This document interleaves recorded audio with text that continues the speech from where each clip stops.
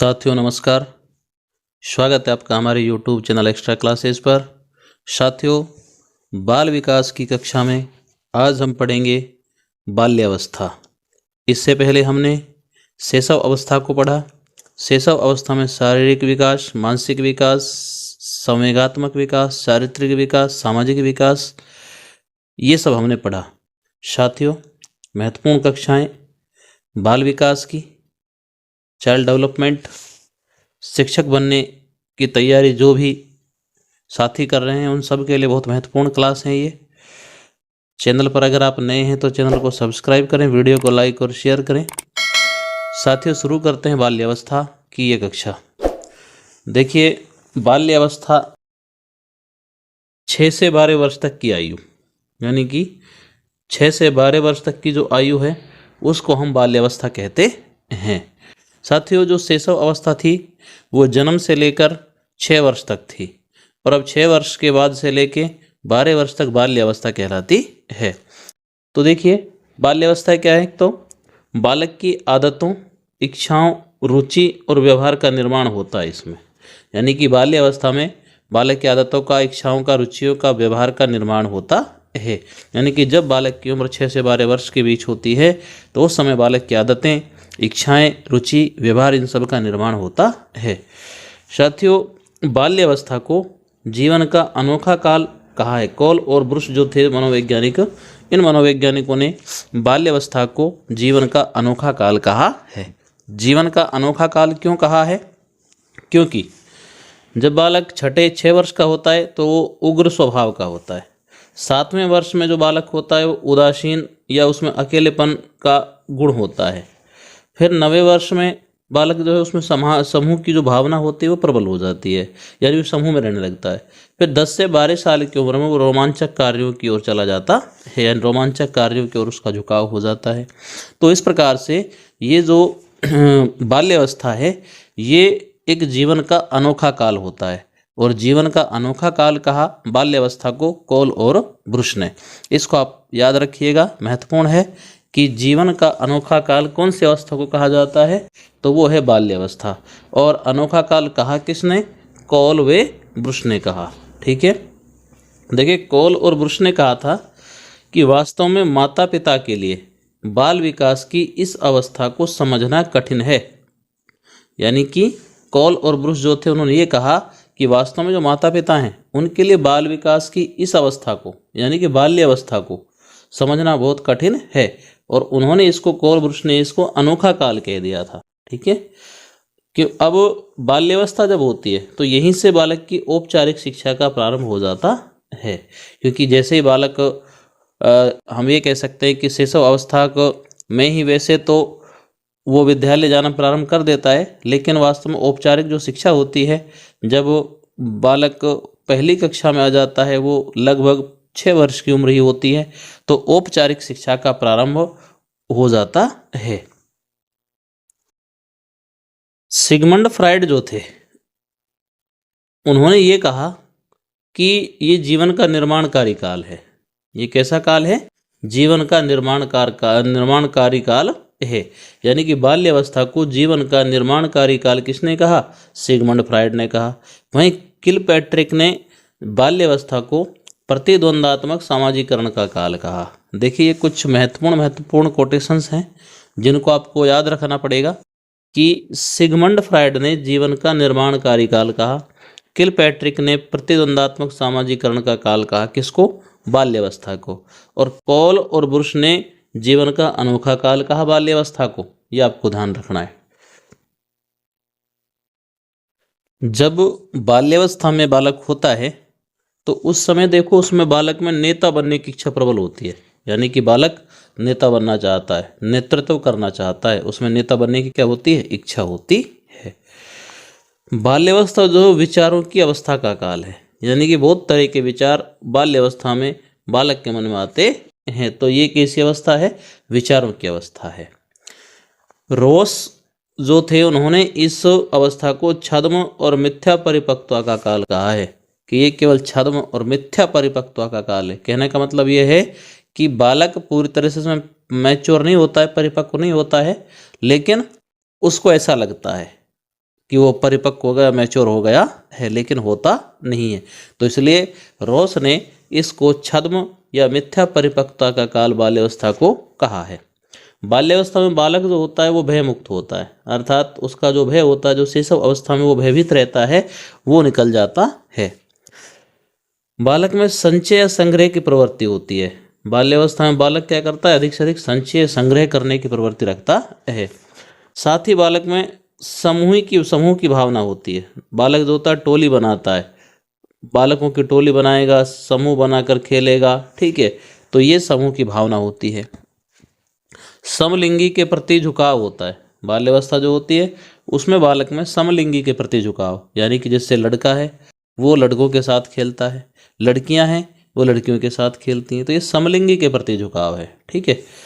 रचनात्मकता और सृजनता देखने को मिलती है बालक में बाल्यावस्था में, और नैतिकता का विकास भी होता है, यानी कि जो बालक है वो नैतिकता की ओर चला जाता है, अर्थात नैतिक विकास भी उसका हो जाता है।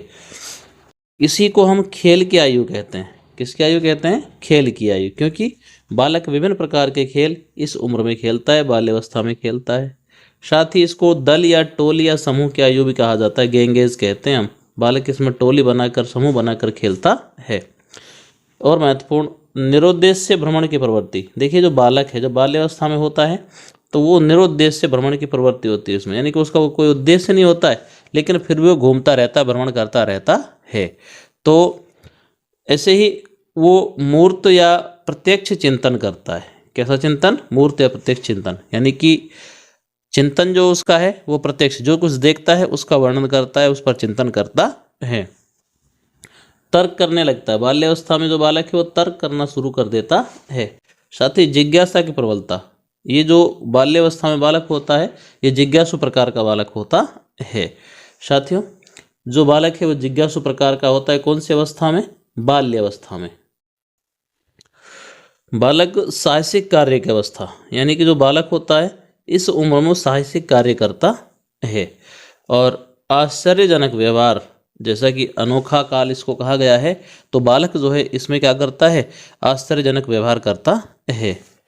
सबसे कम काम प्रवृत्ति। देखिए हमने शैशव अवस्था को पढ़ा, शैशव अवस्था में काम प्रवृत्ति की प्रबलता थी उसमें, लेकिन जो बाल्यावस्था में आते आते उसकी जो काम प्रवृत्ति है वो कम हो जाती है, यानी कि सबसे कम काम प्रवृत्ति उसमें होती है। बहिर्मुखी स्वभाव। बालक का जो स्वभाव होता है वो कैसा हो जाता है? बहिर्मुखी स्वभाव हो जाता है। तो एक्सटर्नल बिहेवियर वो करता है, जबकि जो शैशव अवस्था थी उसमें बालक का जो स्वभाव था वो अंतर्मुखी स्वभाव था। भाषा विकास की तीव्र गति। बालक का जो भाषा विकास होता है, जो वो लैंग्वेज सीखता है, भाषा सीखता है, उसका तीव्र गति से क्या होता है? विकास होता है। और वास्तविक जगत से बालक का संबंध हो जाता है, यानी कि जो शैशव अवस्था में बालक था उसका वास्तविक जगत से संबंध नहीं था, क्योंकि शैशव अवस्था का बालक केवल अपने माँ बाप परिजनों तक सीमित था। जबकि जो बाल्यावस्था में जब बालक पहुँचता है तो वो घर परिवार से बाहर निकलता है, तो वास्तविक जगत से उसका संबंध बन जाता है। साथियों, ये हमने पढ़ा कि बाल्यावस्था क्या होती है, उसकी कुछ महत्वपूर्ण बातें हमने जानी। अब हम पढ़ेंगे बाल्यावस्था में शारीरिक विकास कैसे होता है, यानी कि जो बालक है उसका जो शारीरिक विकास है वो किस प्रकार से विकसित होता है बाल्यावस्था में। साथियों, बहुत महत्वपूर्ण क्लासेज आपके लिए चल रही हैं ये, आप इनको रिपीट करके देखेंगे, बार बार देखेंगे, तभी आपको ये समझ आ पाएंगी। एक बार में जो नए विद्यार्थी हैं जिन्होंने शिक्षक तैयारी के लिए अभी अभी अपने कदम आगे बढ़ाए हैं, उनके लिए ये कक्षाएं कई बार रिप्ले करके देखनी पड़ेंगी, क्योंकि जो मनोविज्ञान है, शिक्षा मनोविज्ञान है, बाल विकास है, ये थोड़े से हमको एक बार में समझ नहीं आते हैं। तो साथियों चलिए देखिए बाल्यावस्था में शारीरिक विकास कैसे होता है। अपन को ये समझना पड़ेगा कि बाल्यावस्था में शारीरिक विकास कैसे होता है, मानसिक कैसे होता है, सामाजिक कैसे होता है, संवेगात्मक विकास कैसे होता है। ठीक है, ये अपन को बाल विकास बहुत महत्वपूर्ण टॉपिक है। देखिए बाल्यावस्था में शारीरिक विकास, तो इसके लिए क्रो एंड क्रो ने कहा कि बालक शरीरधारी प्राणी सबसे पहले है। क्रो एंड क्रो ने क्या कहा कि बालक सर्वप्रथम क्या है? शरीरधारी प्राणी है। उनकी शारीरिक रचना उसके व्यवहार और दृष्टिकोणों के विकास का आधार है। अतः उसके शारीरिक विकास के रूपों का अध्ययन आवश्यक है। तो क्रो ने कहा कि शारीरिक विकास के रूपों का अध्ययन बहुत आवश्यक है। अब देखिए शारीरिक विकास में जैसे बालक की लंबाई बढ़ना, भार का बढ़ना, सिर मस्तिष्क का बढ़ना, हड्डियों का बढ़ना, दांतों का निकलना, हृदय गति, यौन अंगों का, ये सब कुछ क्या है, शारीरिक विकास है। तो देखिए लंबाई, बाल्यावस्था में बालक की जो लंबाई है उसकी जो गति होती है वो धीमी एवं एक समान होती है। यानी कि बालक की लंबाई बढ़ती तो रहती है लेकिन धीमी गति से बढ़ती है और एक समान गति से बढ़ती है। कहने का मतलब बालक की जो लंबाई वो 2-3 इंच लंबाई प्रति वर्ष बढ़ती है उसकी। ठीक है। विशेष बात ध्यान रखनी है कि बाल्यावस्था में बालिका की जो लंबाई है वो बालक से 1 इंच अधिक होती है। देखिए बालिका की लंबाई, लड़कियों की लंबाई बाल्यावस्था में बालक से 1 इंच ज़्यादा होती है। यदि हम भार की बात करें, बालक का जो वजन है उसमें तीव्र गति से वृद्धि होती है। बालक का वजन तीव्र गति से बढ़ता है और 80 से 95 पाउंड जो वजन है वो बालक का हो जाता है। इसमें भी एक नोट आपको ध्यान रखना है कि बालिका का भार बालक से अधिक होता है। बालिका का जो भार है वो बालक से अधिक होता है। किस अवस्था की बात कर रहे हैं हम बात कर रहे हैं बाल्यावस्था की। सिर और मस्तिष्क का लगभग पूर्ण विकास बाल्यावस्था में हो जाता है।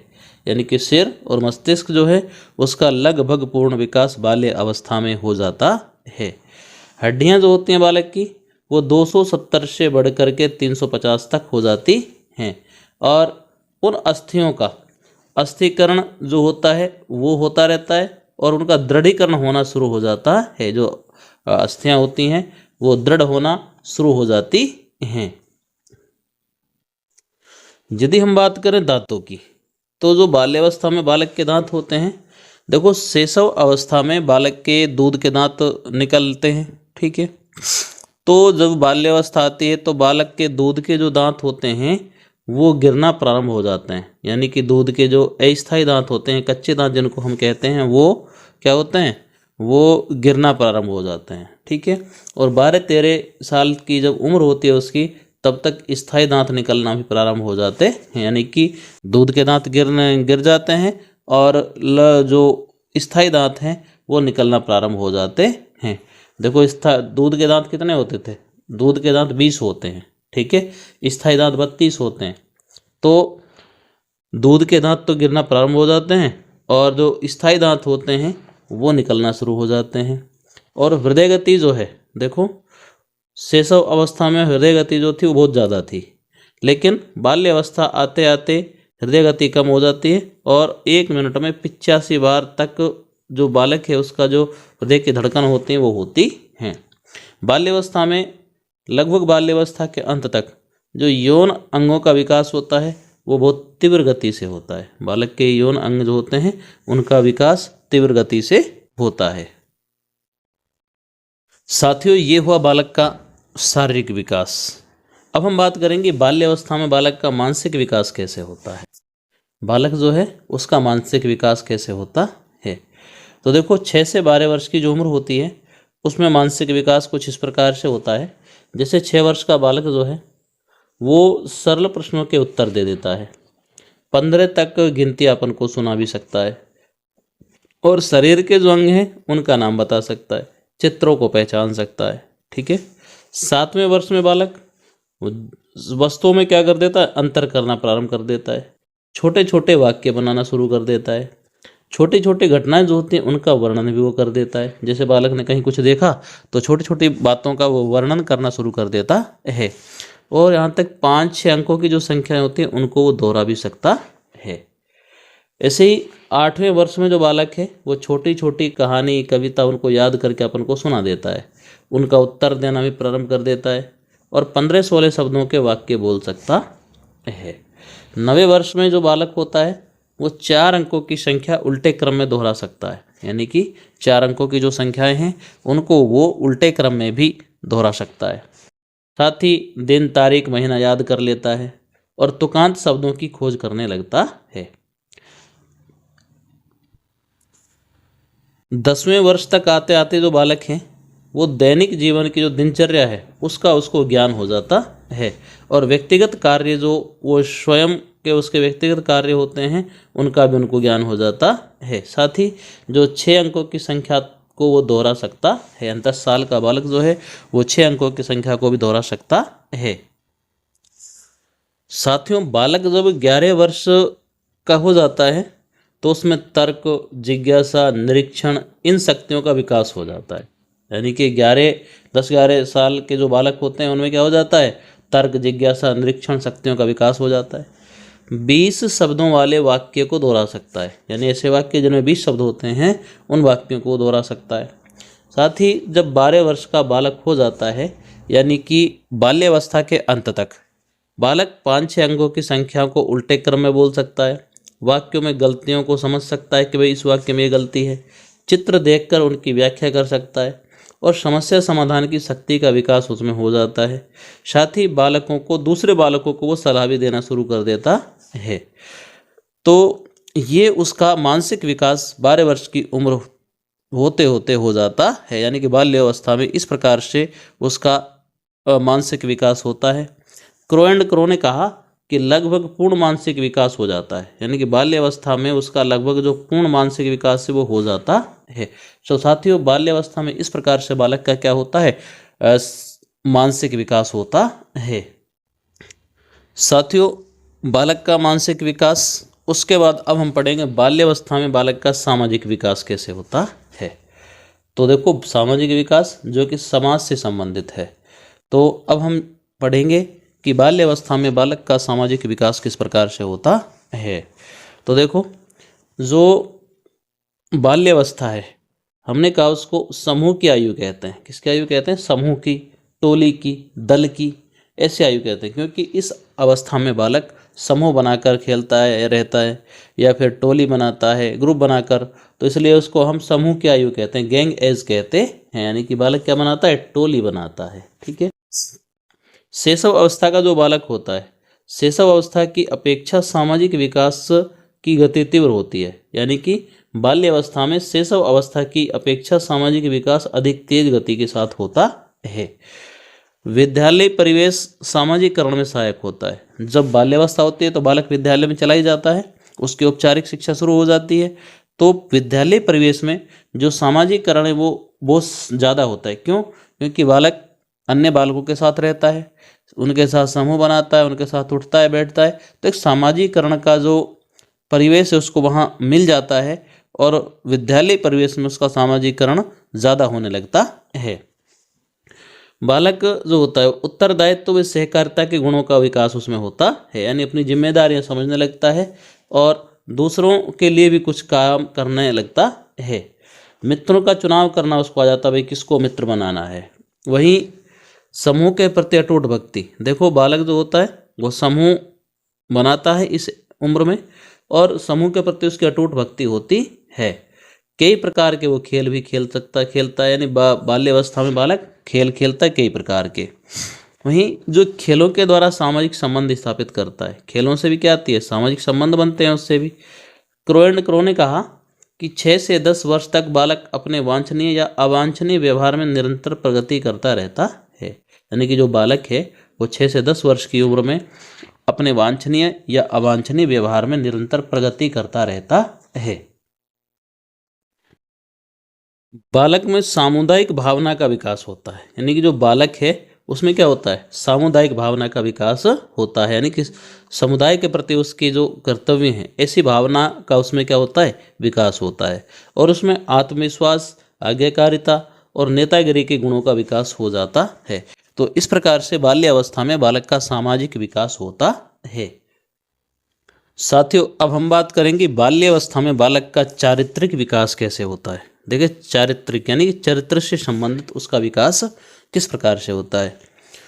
तो देखो, सामाजिकता का प्रभाव आचरण पर पड़ता है, यानी कि बालक का जितना अच्छा सामाजिक संबंध होंगे उसके, उतना ही अच्छा उसका चरित्र होता है। तो सामाजिकता का सीधा सीधा प्रभाव किस पर पड़ता है? अपने आचरण पर पड़ता है। और आचरण क्या होता है? चरित्र क्या होता है? चरित्र अच्छी आदतों का एक पुंज होता है, यानी जो अच्छी आदतें हमारी उनसे मिलकर हमारे चरित्र का क्या होता है? निर्माण होता है। बाल्यावस्था में बालक न्याय और ईमानदारी के प्रति प्रबल भावना व्यक्त करता है, यानी कि बालक न्याय और ईमानदारी इन चीज़ों के प्रति अपनी जो भावनाएं होती हैं उनको प्रबलता के साथ व्यक्त करता है। और शिक्षा की आज्ञा तत्परता से मानता है। ये भी क्या है, चारित्रिक विकास है। शिक्षक की जो आज्ञा है उसको बहुत जल्दी मानता है, तुरंत मानता है। बाल्यावस्था में बालक का जो विवेक होता है वो जागृत हो जाता है। विवेक यानी ज्ञान, जिसके कारण वह झूठ कम बोलने लगता है। उसको ये पता लग जाता है कि भाई झूठ नहीं बोलनी चाहिए, तो क्योंकि उसका विवेक जागृत हो गया, इसलिए वह झूठ कम बोलने लगता है। स्ट्रेंग ने लिखा कि 6, 7 और 8 वर्ष के बालकों में विवेक, न्याय, ईमानदारी और मूल्यों की भावना का विकास होने लगता है। कि जो बालक है उसमें 6, 7, 8 वर्ष की उम्र में विवेक, न्याय, ईमानदारी और मूल्यों की भावना का विकास होने लगता है। इस प्रकार से बाल्यावस्था में ये बालक का चारित्रिक विकास होता है। साथियों, चारित्रिक विकास के बाद अब हम पढ़ेंगे कि बाल्यावस्था में बालक का संवेगात्मक विकास किस प्रकार से होता है। तो देखिए, संवेगात्मक विकास यानी कि उसके संवेग हैं वो किस प्रकार से विकसित होते हैं। साथियों, संवेग क्या होते हैं? संवेग बालक की उत्तेजित अवस्था होती है, ऐसा विद्वानों का मानना है। लेकिन संवेग क्या है, कौन से संवेग हैं, इन सब की चर्चा हम एक अलग कक्षा में करेंगे। तो देखिए, बाल्यावस्था में संवेगात्मक विकास किस प्रकार से होता है।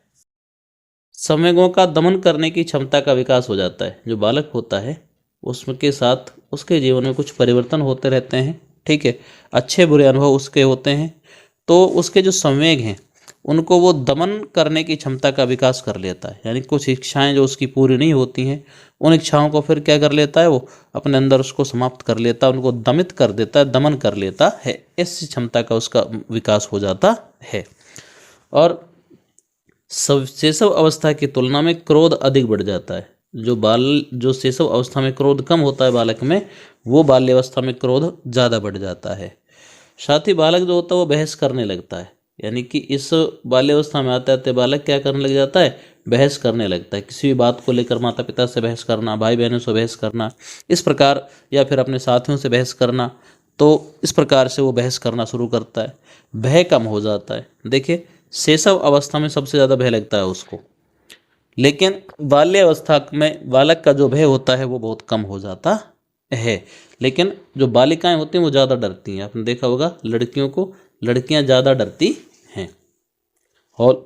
होलमेंस जो थे उन्होंने लिखा कि मंद बुद्धि के बालक तीव्र बुद्धि के बालकों की अपेक्षा अधिक डरते हैं। यानी जिन बालकों में बुद्धि थोड़ी कम होती है, जो मंद बुद्धि के बालक होते हैं, वो बालक जो होते हैं वो ज़्यादा डरते हैं, ठीक है। संवेगात्मक विकास पर विद्यालय के वातावरण का अधिक प्रभाव पड़ता है। यानी कि जो संवेगात्मक विकास है उस पर विद्यालय के वातावरण का बहुत प्रभाव पड़ता है। समूह में पाए जाने वाली पारस्परिक ईर्ष्या, द्वेष बालक के संवेगात्मक व्यवहार को बहुत हद तक प्रभावित करते। यानी कि जो उसका समूह है वो समूह में खेलता है, समूह में रहता है, तो वहाँ पर बहुत सारे बालक होते हैं, उनमें आपस में ईर्ष्या होती है, द्वेष होती है, तो इन सब से जो संवेगात्मक व्यवहार है वो प्रभावित होता है। और आपसी विवादों को मिटाने के लिए माता पिता या बड़ों से शिकायत करते हैं। यानी बाल्यावस्था में जब बालक पहुंचते हैं तो अगर कोई शिकायत है, कोई आपसी विवाद है, तो उसके लिए माँ बाप से कहते हैं या बड़ों से शिकायत करते हैं। तो साथियों, इस प्रकार से बाल्यावस्था में बालक का संवेगात्मक विकास हो जाता है। तो साथियों, ये हमने पढ़ा बाल्यावस्था कि बालक की बाल्यावस्था क्या होती है, बाल्यावस्था में शारीरिक विकास कैसे होता है, सामाजिक विकास कैसे होता है, संवेगात्मक और चारित्रिक विकास कैसे होता है। तो साथियों, आपको समझ आया होगा। आप कमेंट्स करके ज़रूर बताते रहें। साथियों, आज की कक्षा में इतना ही। मिलते हैं अगली कक्षा में, और अगली कक्षा में हम पढ़ेंगे किशोर अवस्था। तो साथियों, जय हिंद, जय भारत।